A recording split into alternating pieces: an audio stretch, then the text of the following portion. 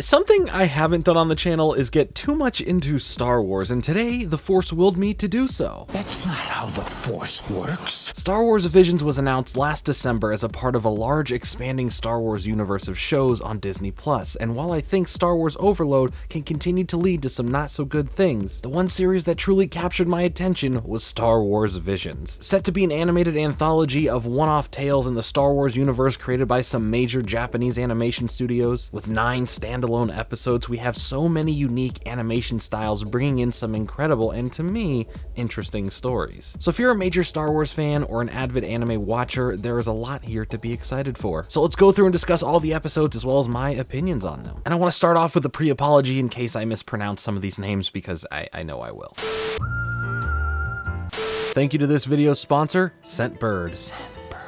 As different seasons roll over, your scent should too. Your summer scent should vary from your fall and winter scents. Doesn't that make sense? It's always nice to smell nice, but usually that comes at a high price, and those little sample sizes just don't cut it. That's where Scentbird comes in. Scentbird is a fragrance subscription service that gives you the opportunity to shop from over 600 brands, all 100% authentic. You'll receive a full 30-day supply per fragrance, so you don't have to commit to a full bottle. And you can upgrade to add 2 or 3 products per month. It's flexible too, so you can skip a month with 0 penalties. This month I went for Black Bold by Kenneth, Cedar and Acacia by Sense of Wood, and Amur Leopard by Sanctuary. Aside from covering my late summer to early fall scents, they all smell unique and capture any moment. At over 8 times the size of your average sample, these elegantly designed cases house your next perfect scent. Test drive warm, tropical scents for the summer, lush florals for the spring, heady wood scents in the fall, and rich, spicy scents in the winter. The options are endless, and Scentbird's fragrance catalog is constantly growing. Take the Scentbird quiz to discover the perfect scent for you. They'll help you find the precise fragrance you'll love. Before you decide on getting a full-size bottle, with Scentbird, you can get a decent amount of high-end fragrances for just $16. But with my code JFRINGE, it will only be $11 for your first month. So once again, make sure to use my coupon code JFRINGE for 30% off your first month at Scentbird. Now available in Canada.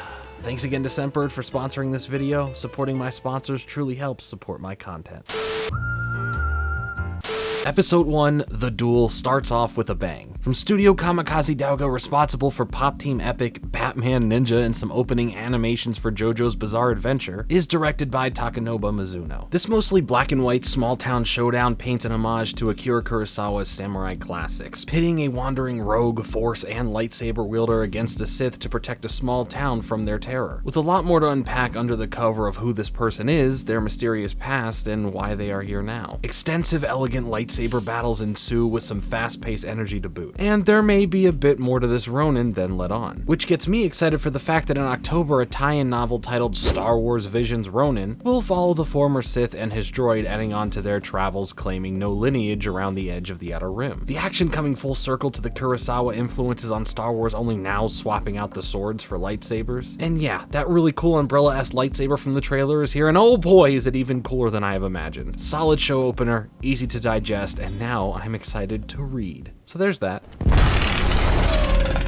Episode 2, Tatooine Rhapsody from Studio Colorido and directed by Taku Kimura, aside from having the best name out of the bunch, is, wouldn't you know it, set on Tatooine, following a traveling rock band, Starwaver, as Boba Fett jumps into the mix trying to take one of the bandmates in to see Jabba the Hutt. Once he does, the other band members set out after him to perform one last show together, hoping it can wow Jabba and the crowd enough to not make it their last show together. This episode gives that slightly smaller look to all the characters, so you can tell especially here by seeing Boba Fett what I'm talking about. It's not overly chibi or anything, but it has a very distinct style that not only looks well polished, but gives this warm sense of familiarity. The music here is so good that even the Cantina band was watching in jealousy that they couldn't play more than one song. And there's this shot here that's just so weird to see. The fact that our boy Boba even has a good taste in music is a testament to how fun this episode is. I see that foot tapping, mister. This episode really flies by as fast and energetic as the music is. But honestly, if this was Disney pitching individual series based off these short looks into the Star Wars universe in weird and different ways, sign me up for more of this. Tatooine Rhapsody may be my personal favorite of the bunch. It's pointless to resist.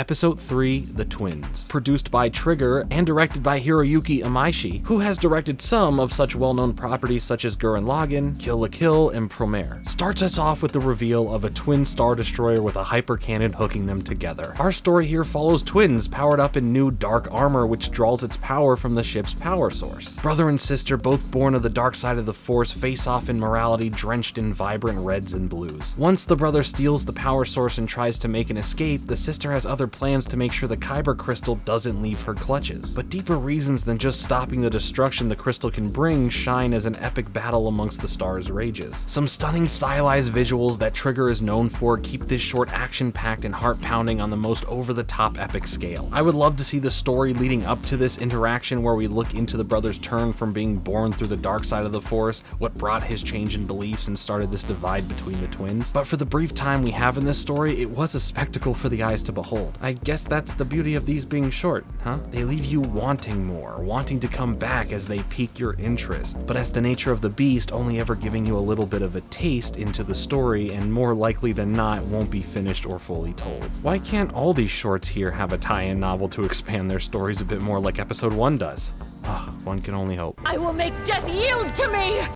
Episode 4, The Village Bride, from Kinema Citrus and directed by Hitoshi Haga, who directed some of Made in Abyss, tells the story of a bride being offered to separatists in replacement for the village chief. A Jedi in hiding equipped with a sword lightsaber brought in from an old friend to observe the situation must decide to either break her code and stand up for the village as the stakes rise between this village and the separatists. First thing I have to mention is the music in this episode. It's a beautiful melodic atmosphere-shaping score that blankets a layer of beauty over the already gorgeous visuals. While certainly not the most fleshed out story, it shows you a smaller look at some more intimate circumstances. Roger.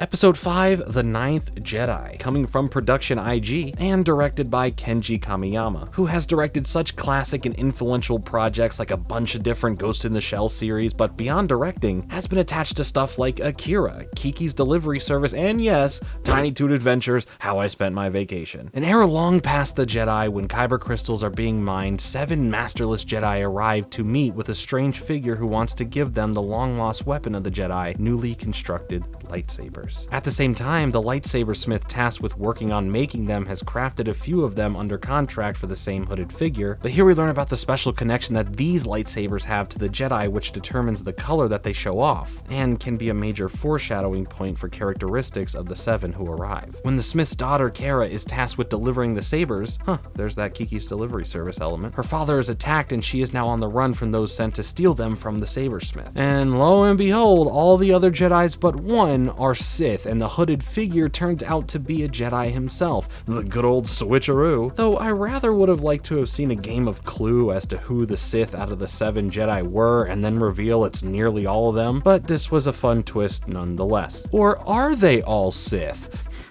And this being the longest of the shorts, scenes play out longer to let this tension build up for the big reveal and the lore of what this short alludes to happening beyond this runtime. The imagery and very clean art style provide something close to what the live action movies provide, and add in a storyline that will provoke the attention of those seeking stories past the time of the Jedi. Overall, a well-crafted and thrilling entry to Visions. I'm on my break. Episode 6, TOB1, or Toby, or 2B1. You'll understand what that means. From Science Saru, and this time directed by Abel Gongora, follows a cybernetic boy who longs to one day be a Jedi. Mixed with a very stylized classical anime, early Disney art style look, the inspirations of both Pinocchio and Astro Boy can be felt throughout. But as his wants for being a Jedi grow, does his creator have something rather dangerous to hide? Now, spending his time searching night and day for a Kyber crystal and learning about what the Force is, his journey tasks him with something near impossible for him to accomplish. When he stumbles upon a ship, he relays a message to the Jedi that gets intercepted by a nearby Sith. And here, the story hits on some darker notes and an overall wholesome story of self-discovery and proving to yourself you can accomplish your goals. Maybe the most charming one in the bunch, with one of the more unique characters we've seen thus far. I highly enjoyed it.